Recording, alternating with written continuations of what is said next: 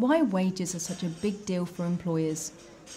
Determining what to pay your employees can feel rather daunting, and as a small business, you're not going to have the luxury of a job evaluation system or nationally determined rates of pay to inform your decision making.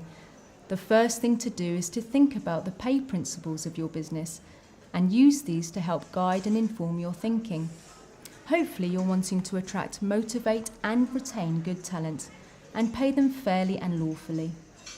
Next, you should determine the top amount you want to pay for the job to be performed. This decision should be informed by factors such as local market comparisons of what others are paying for similar roles, and the job amount holder has the potential to make for your business, or conversely, the money that they could save from being on board. You should also have in mind the lowest rate that would be fair and appropriate to go to. The rate you offer your new employee should reflect how quickly they can be operating at full potential in the role, or where they need time to develop and grow. You should only pay the top amount for somebody who's going to hit the floor running and be operating at full capacity from the outset. Underpinning all of the above are legal aspects which must be followed. Small businesses are not exempt from paying the national minimum wage or living wage, which may vary depending on the age of the employee and whether they're an apprentice.